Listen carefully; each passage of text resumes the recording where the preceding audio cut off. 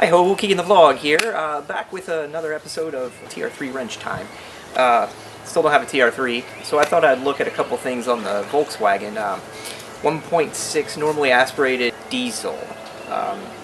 These things leak oil, but this one's leaking a lot of oil, so we're going to look at it and see if there's an easy solution to this or if it's a teardown. Now this engine has somewhere north of 300,000 miles on it, so it's not long for this world anyway, but if we can buy us some time to build something up on a stand and swap it in, that would be great. So I've cleaned all this up. This is all full of oil, and we're going to run it and we're going to see if we can find where the leak's coming from. Now, a couple things. The timing belt does not look great with the edge there. We may just do a timing belt job to keep this thing on the road while we figure out what the long-term plan is. I'm thinking TDI swap. A timing belt job, we can do a seal on that. And we can seal that up and hopefully get a little bit more life out of this engine.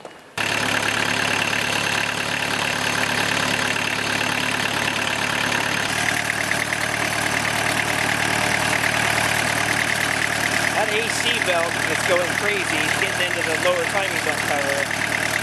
I don't know if you can see that lower mounting bolt is not in. I don't know if that bolt is broken or not, but we're going to have to take the alternator off and get down into that bracket and see what's going on there.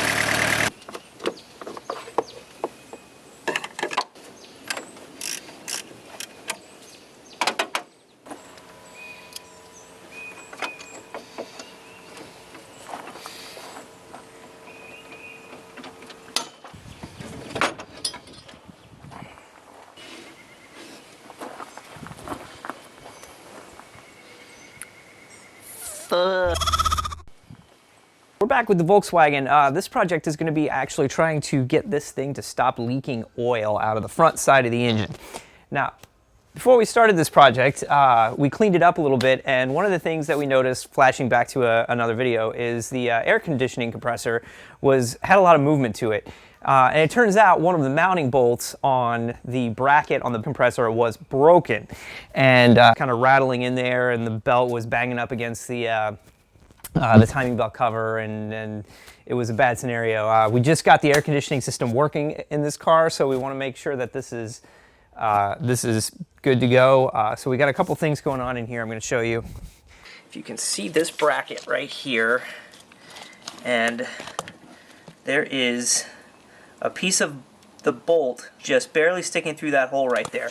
What we're going to try to do is use the Dremel tool here and see if we can cut a slit in the back side of that bolt to use as a screwdriver on. See if we can just screw it out the back side or the front side of the hole, because that hole goes all the way through. If that's the case, if we can do that, then great. We will proceed with the seal replacement and the timing belt replacement without removing the diesel injection pump. However, if that doesn't work, if we're not able to do that, I have found another bracket. Looking at that part number, did a Google search with that and found somebody selling one on eBay. So I picked that up. I've got that. I'm going to put it in the parts cleaner and get it all cleaned up and ready to put on the car. So if we do have to do that, we will be taking this diesel injection pump off the car so we can get in there and get that bolt out without having to take this bracket off.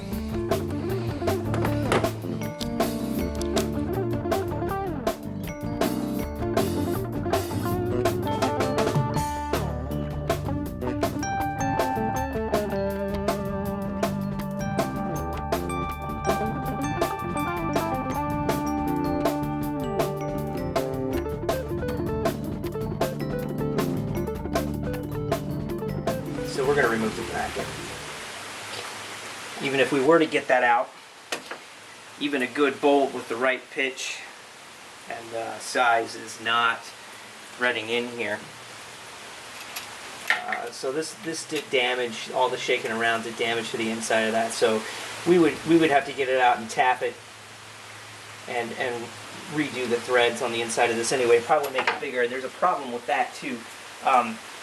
The clearance for this bolt head, I don't know if you can see that, is extremely tight. And the reason they use the hex head bolt instead of a a regular bolt is you can't get a wrench in there to put a regular bolt on. Either way, that bracket's coming out. So that means we're gonna have to take the diesel injection pump off, which means we're gonna learn how to time the diesel injection pump. Good times.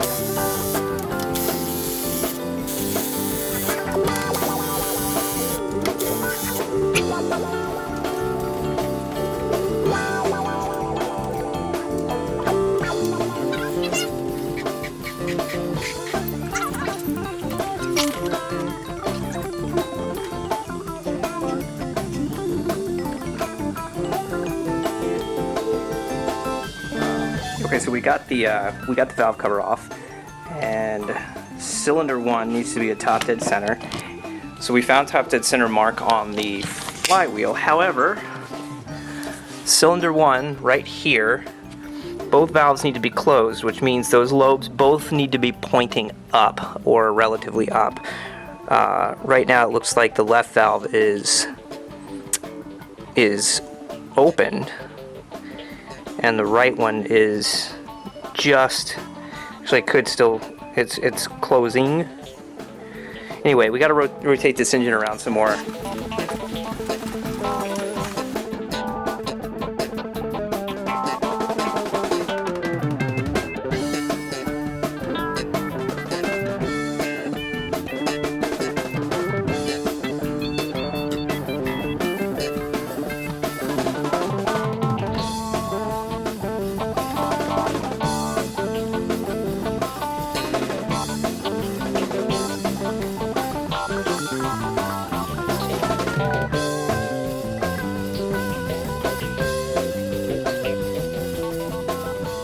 Okay, before we go any further, what I'd like to do now is check the current setting, the current condition of the diesel pump timing.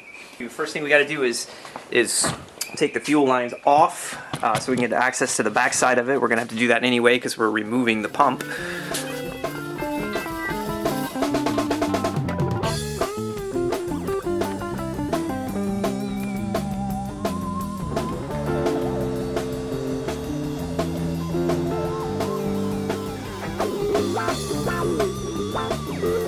Everything's got to be free to rotate, so we've got to take our injector lock out and our cam plate lock out.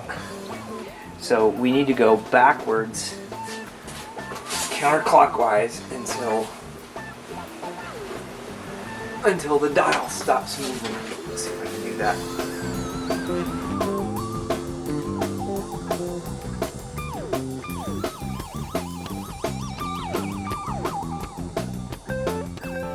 That's where we zero it.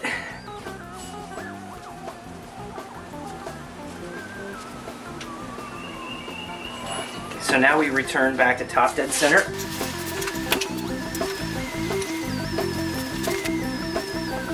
That's spot on. Okay, now we read the gauge. Almost 1.2. 0.9 plus or minus 0.02 is within spec for checking. So this pump is set fairly far advanced. Now it is very possible that the previous owner did this because he was running an alternative fuel in this car. So I just want to make sure I've recorded what the current, that is the current setting. Okay, in order to go any further, it's time for the timing belt to come off. But because we are doing oil seals, I'm going to break the nut loose on the intermediate shaft. We're taking the pump off, so the pump sprocket and the cam sprocket nut. And I'm doing that with the timing belt in place just to help everything hold together. I've got Metal Nerd sprocket buster. So we'll get that on here. Actually, let's do the injection pump first. I'll bring you over here to see this. Alright, so I'm holding the sprocket with this tool. I'm gonna break loose the nut holding that sprocket on.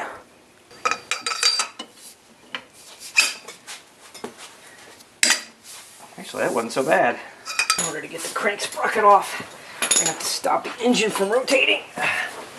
So I'm gonna get the starter off. The jack is here because the starter is part of the motor mount system up front.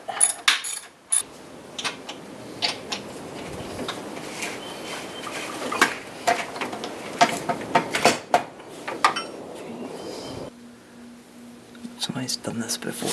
Can't go any further now without removing the timing belt. So everything's marked. We know how to reset everything. It's time.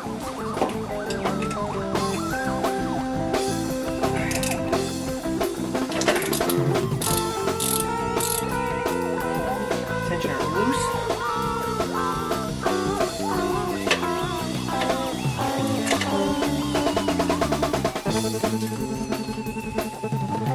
Timing belt's off. This is still locked.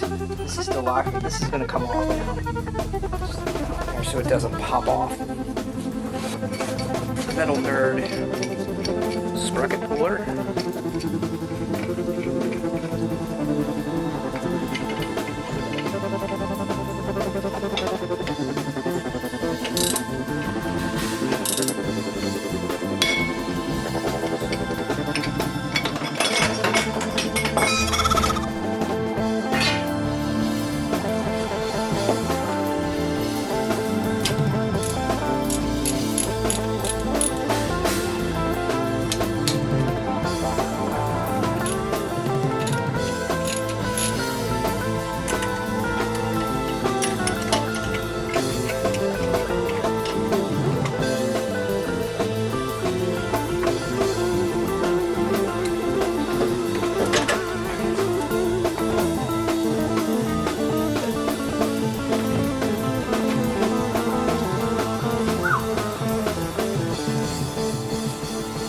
Alright, we're back, and we've got everything torn apart on the front side of the engine, and we're starting to clean up some of the parts here. So the injection pump is on the bench. I'll show you that. It's got a shaft seal leak that I'm not sure what I'm going to do about. Might send this pump off to get rebuilt, or swap, use it as a core and swap it for a new one. I may try to rebuild it myself, or I may just put it back in the car and run it until we do a TDI swap on this thing. Okay, so that's where the injection pump, so you can see, is really dirty back there. Lots of oil leaking over time, probably some diesel fuel back there too. So we're going to clean this up as best as possible. Now there's a lot of open exposed stuff that we don't want to get chemicals and water and stuff in, so we're going to have to be real careful with this. Got most of it plugged up as well as possible. We'll do something with the valve cover. I want to leave the pin, the bracket in there to hold the cam in position, so I can't put the valve cover back on. What we're going to get into today is cleaning.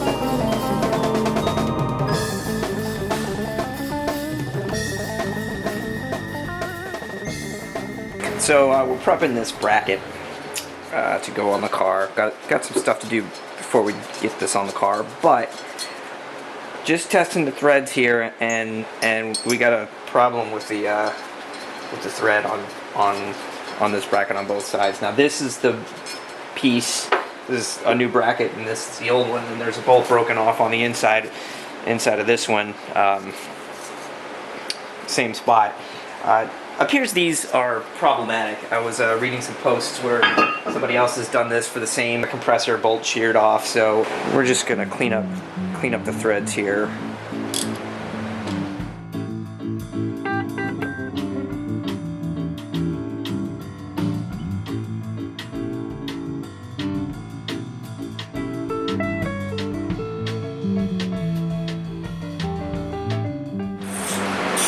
Alright, to get to the cam seal, the procedure in the shop manual has us loosening the camshaft itself.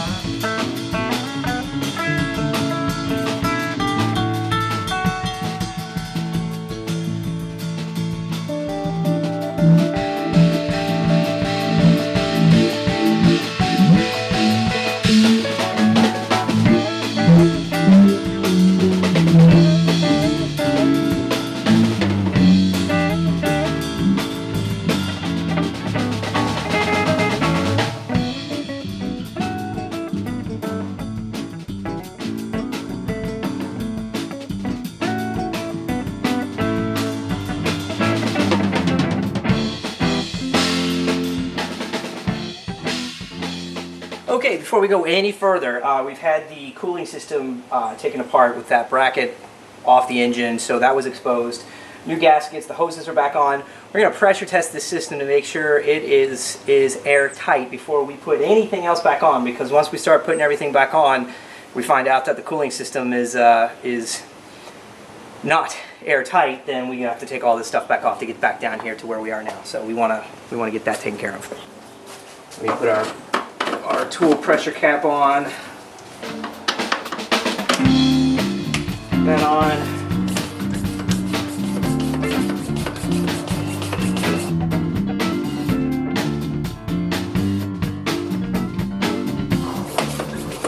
Okay, I'm going to go all the way up to 1 bar.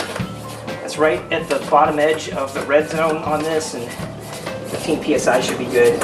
A good test.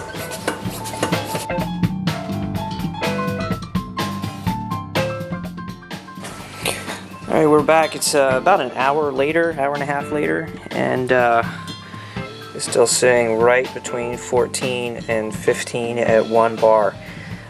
So I am convinced that we have an airtight cooling system, so we can continue.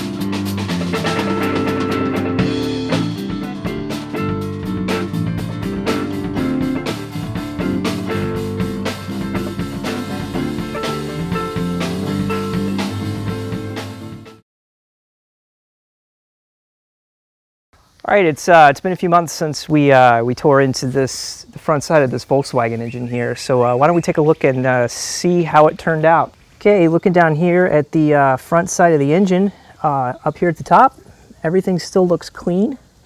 Does not seem to be any oil leaking out of the cam seal, so that's cool. Underneath here, all this looks nice and dry. Nice and dry down here. So the cardboard test is really telling. There is nothing dripping on this car when it is parked on the driveway. So we really did make a difference on this thing. It is now definitely not leaking like it was before. It would leave spots on the driveway before. So these old cars don't stay fixed for long, but it's wet down there behind on the back side of that engine where we cleaned it all up. What we've determined here is the injection pump is leaking. All we did was clean this up. We didn't change any seals or anything, so I elected to just put it back on and let it ride. Well, that wasn't a great plan because it's leaking diesel fuel. So we're actually going to end up replacing this diesel injection pump with one that I got from a performance modification shop. So that'll be another episode. We'll do some 0 to 40 miles per hour timing on this one, and then we'll do the new pump and see what kind of performance increase we get off of that.